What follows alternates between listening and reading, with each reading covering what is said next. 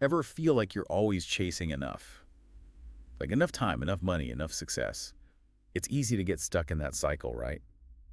Well, today we're diving into Gabrielle Bernstein's Super Attractor to figure out how to ditch that feeling of lack and how we can step into a life of, well, abundance. Yeah, that not enough feeling. It's super common. And Bernstein really nails why we feel it and, more importantly, how to move past it. What I like about Bernstein is how relatable she is. Like she's right there with us, admitting she's hit those blocks too. Oh, absolutely. And she dives right into how we sabotage ourselves right from the intro. She lays out 7 big ones, these blocks that mess with our super attractor power. Stuff like believing in lack, being scared of rejection, always needing more, even when we hit our goals. Okay, let's talk about this super attractor thing. Sure. It's more than just like thinking happy thoughts. Yeah, totally. Think of it as aligning your energy to what you want. That's the super attractor state. When your energy's vibing with your deepest desires, you become a magnet for what you want. So it's not just wanting something, it's feeling like you already have it. Exactly. Bernstein says our thoughts, our emotions, they send out a frequency, a vibration. Focus on lack, on what you don't have. That's a low frequency, repelling the good stuff the universe is trying to give you.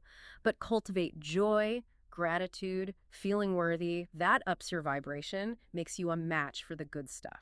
Makes sense. Like our energy becomes a self-fulfilling prophecy almost. Yeah. Fixated on scarcity, you're going to see it everywhere. But if we shift to abundance, even when things are tough, we open ourselves to receive more. Exactly. It's a practice, for sure. It takes effort to retrain our brains to focus on the positive, especially when things are rough. So where do we even start? How do we rewire for abundance when feeling not enough is so ingrained? One powerful way is to shift gears. Go from a get mentality to a give mentality. Bernstein illustrates this beautifully with the story of her student, Stephanie. Oh, yeah.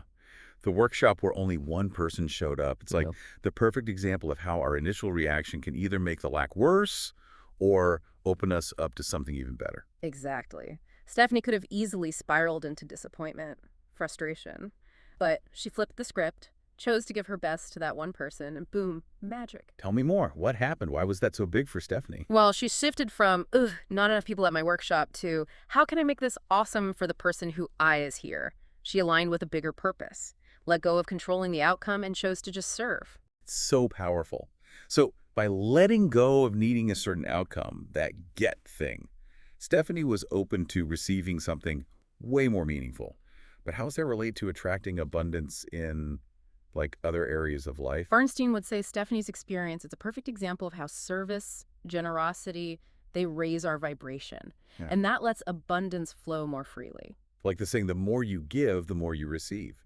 But it's not just about stuff, right? Yeah. It's about giving energy, attention, showing up fully in each moment. Exactly. It's shifting from scarcity to abundance in how we think, what we say, what we do.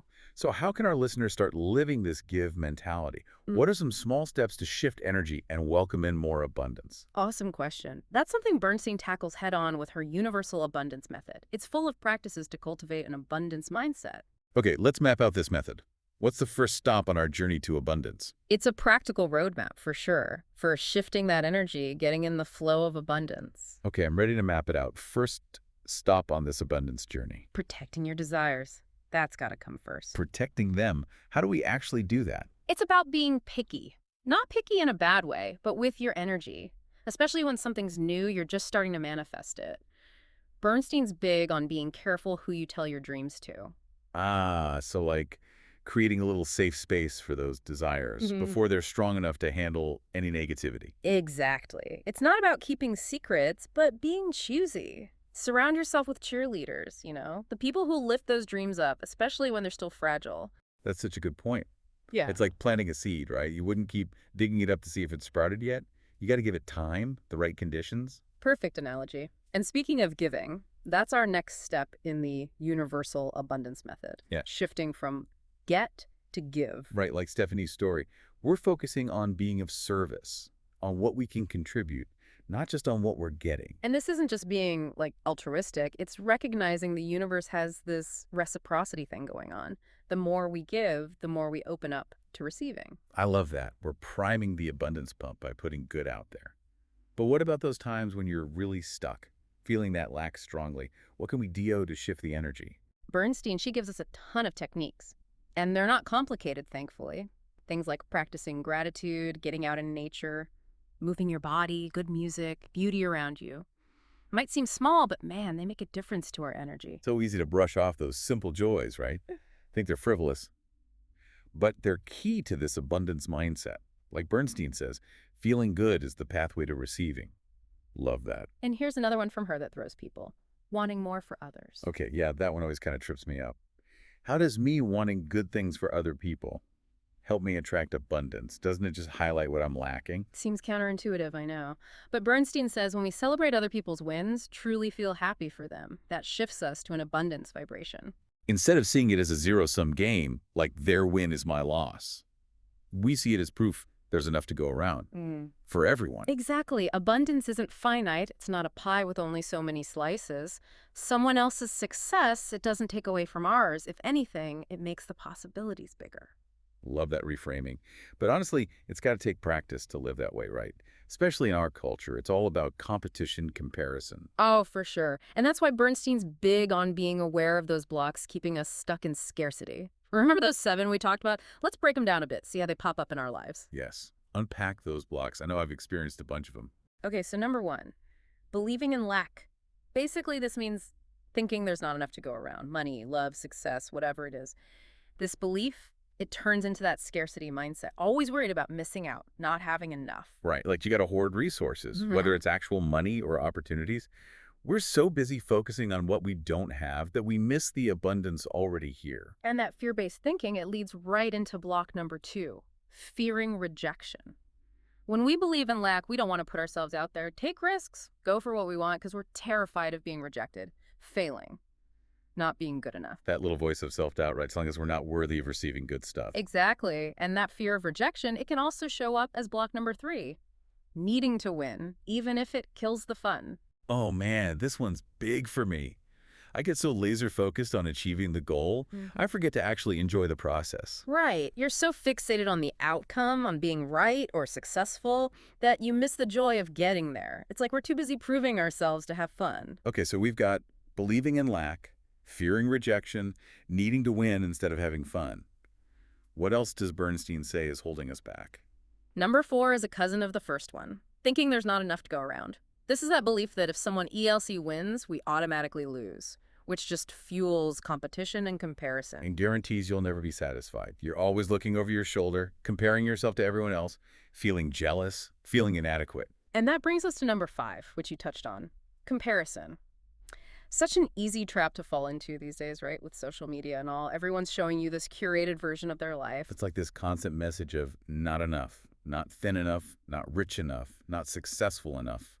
Exhausting. Absolutely. And it takes us off our own path. Instead of celebrating our own wins, focusing on our own journey, we're measuring ourselves against this external yardstick that keeps changing. Recipe for unhappiness, Andy. It blocks us from manifesting what we want. Okay, so we've got 5 down. Believing in lack, fearing rejection, needing to win at all costs, thinking there's not enough to go around, and comparing ourselves to everyone else. What are the last 2? Okay, number 6 is the need for more. Even when we get what we thought we wanted. Never satisfied, always chasing that next milestone, that achievement, that possession. The hedonic treadmill, right? Always looking for the next dopamine hit, but never actually feeling content. And finally, number 7, the fear of being judged for what we want. Oh, yeah. Like afraid to be seen as too ambitious, too greedy, too materialistic. Or even just wanting something different than what people expect. This one keeps us from owning our desires, going after what we really want. We hide our true selves because we're afraid of judgment, of rejection. And that fear, it keeps us small. It stops us from living a truly abundant life. So we've named these 7 blocks. Now, how do we actually dismantle them? What are some practical steps to shift out of those limiting beliefs into a more abundant mindset? It's so true. Those blocks are so common. I think we've all been there, right? But just knowing what they are, that's huge. So how do we actually start to dismantle them? How do we cultivate that abundant mindset? It's a process, definitely. And I'm not going to lie, sometimes it's tough. But it all starts with noticing. Notice when those blocks pop up. What thoughts, feelings, behaviors are they driving once you see them? Then you can start to challenge them, reframe them. So it's like catching ourselves in those lack moments and consciously tazzing like a more abundant way to look at it. But how do you actually do that? when those negative thoughts feel so automatic. That's where Bernstein's tools come in handy. Her universal abundance method, remember. Protecting our desires, switching from get to give, wanting more for others. This isn't just like fluffy stuff. These are real steps we can take to shift our energy. Let's dig into those a bit more. How do we actively protect our desires? What does that look like? It starts with being picky about who you share your dreams with, especially at the beginning when your own belief might be a little shaky. You want to surround yourself with people who are going to lift you higher, not those who are going to be like, yeah, good luck with that. It's like building a little force field of positivity around those desires, giving them a chance to get strong before they have to deal with negativity. Right. Exactly. And that ties right into the next step. Shifting from that get mindset to a give mindset, we talked about it, but focusing on service, on what we bring to the table. It's realizing we all have something to offer, right? And sharing those gifts, our time, our energy, not only does it help others, but it creates this ripple effect. Abundance flows back to us. Exactly. And then that last step, wanting more for others. I know, this one can be tough to wrap your head around, but it's really powerful. And it doesn't mean neglecting your needs. It's about moving away from that scarcity feeling to one of abundance. So when someone else succeeds, we don't see it as a threat anymore. Instead, we celebrate it. We see it as proof that there's enough success, enough happiness to go around for everybody. Exactly. Abundance isn't this limited thing, right? Me having good things doesn't mean there are fewer good things for you. It's more like the possibilities just expanded. By truly wanting the best for others, it's like we tune ourselves to a different frequency, one of love, of abundance, and that attracts even more good stuff to us. This has been amazing. Such a great exploration of Bernstein's work. It's really empowering to remember we have more control over our reality than we think. It's not about some overnight magic trick, right? It's about putting in the work to cultivate that abundant mindset. And then we start to see the possibilities, and we can take action toward the lives we want.